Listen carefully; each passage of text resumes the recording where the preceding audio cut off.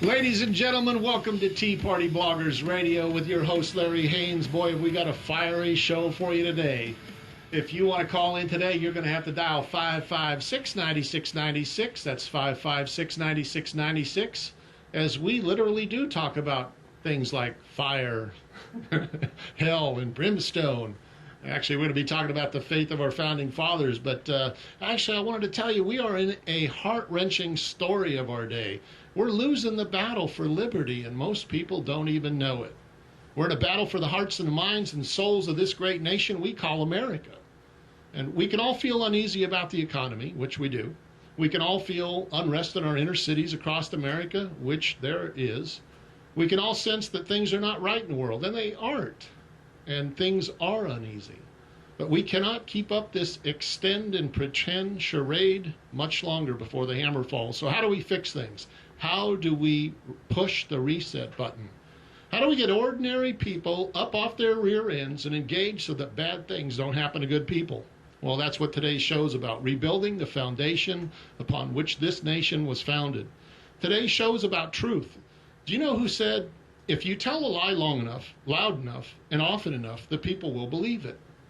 Well, that was Adolf Hitler, and he wrote that in his book, Mein Kampf, sometimes called The Big Lie. Well, what is the big lie? It's that this nation was not founded as a Christian nation. President Obama told that lie on national television on April the 7th, 2009, when in Turkey, and in front of the Muslim world and the whole world on television said, we do not consider ourselves a Christian nation. And then he went on to say, nor a Jewish nation or a Muslim nation, we're a nation of citizens. Well, we beg to differ, and we're going to talk to you about that today. That might be shocking to the founding fathers. So if you hear a big rumble, that's probably them turning over in their graves, folks. I want to read a little bit of the Declaration of Independence to you, and let's see what they actually thought about God.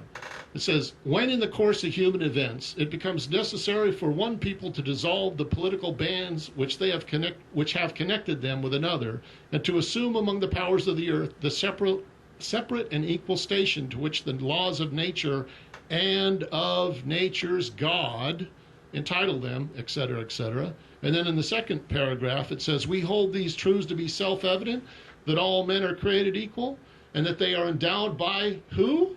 Their Creator, with certain unalienable rights, that these are life, liberty, and the pursuit of happiness.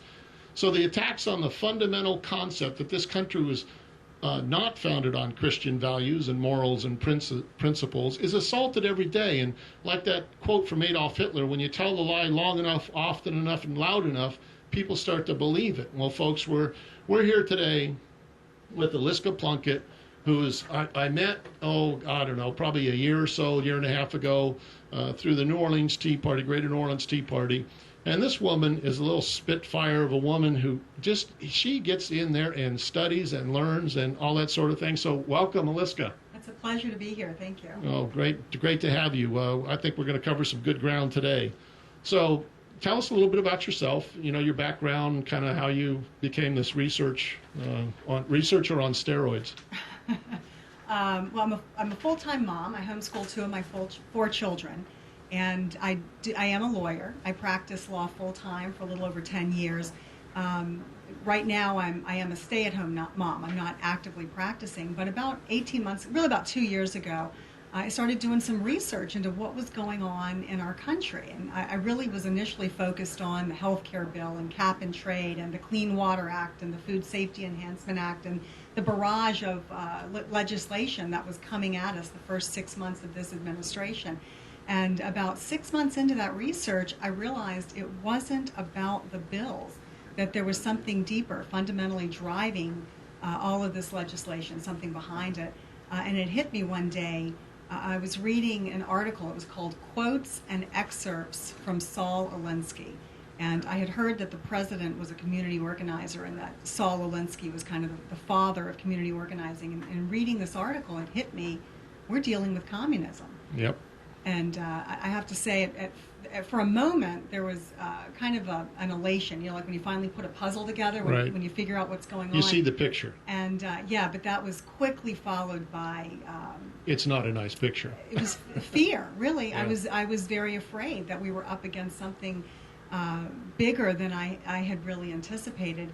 And I was doing some presentations. I had put together a PowerPoint presentation on basically the background of communism, going all the way back to the Enlightenment up to the present administration, trying to connect some dots.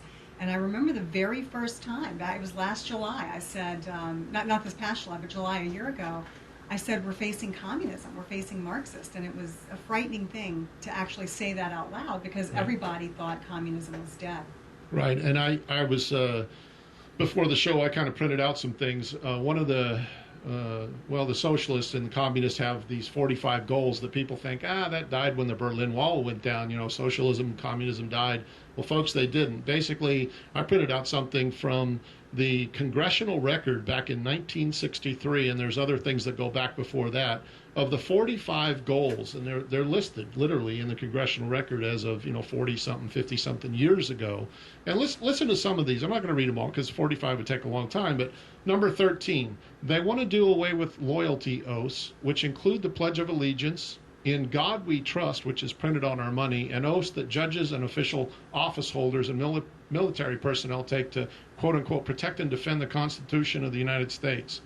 Number 16, they want to use technical decisions of the court to weaken the basic American institutions by claiming their activities violate civil rights. So anybody remember something about schools? Are schools better off or worse off since we've taken prayer out of the schools? Is the family unit stronger or weaker in America since we, did no-fault divorce and all these other things that make it easier and easier and more morally acceptable to not have a family? Or is the TV, for those of you who are old enough, 20, 30 years old, in terms of watching TV, are the TV, radio, and print media better or worse regarding moral content than they were, say, 30 years ago? And I think we all know the answer to that. And number 28, the last one I'm going to read to you. They want to eliminate prayer or any phase of religion expression in the schools on the ground that it violates the principles of separation of church and state. But folks, I want to read you something. It's called the Constitution, okay? Amendment number 1, okay? They say it violates the separation of church and state, but listen to this, Amendment number 1. Congress shall make no law respecting an establishment of religion or prohibiting the free exercise thereof. Okay, and then it goes on, but that's what we're going to talk about today. So, Eliska, you've done a lot of research. Let's start off and kind of rapid fire go through some of these things to kind of give an overview of why we think that this was a Christian nation as opposed to some other kind of Founding? First of all, I am a lawyer. I spent 3 years in law school, and I learned things on my own that I was shocked to find out. For example, and we'll go through a few of these things, and we're going to get to a case that was decided 100 years after the Constitution was enacted that talk about Christian principles being part of our common law. And I certainly didn't learn that in law school, and I was shocked to find that out. But I think if we're going to talk about our founding and our Christian foundations and underpinnings, we can go all the way back to Christopher Columbus. And, he has been so maligned and called, he was only out for fame and fortune, or called an Indian killer, all these horrible things. We even have fall holiday now instead of Christopher Columbus Day. But he really saw part of his mission as perpetuating, as promulgating the gospel. I thought we had to take a break there, I'm sorry. Even in his book, he talks about feeling that the end of the world must be coming because he is reaching out and spreading the gospel all over the world. And we fast forward a little bit. Our Continental Congress, even before the Constitution, called for national days of prayer and fasting, things we never talk about anymore. Right, and we'll get into more of that when we come back from the break. If you have any calls and want to talk about the Founding Fathers' faith, also what you think about religion in today's society, it's 556-9696. And we are Tea Party Bloggers Radio, and we are going to yak back at you in just a few minutes. That's the bumper music.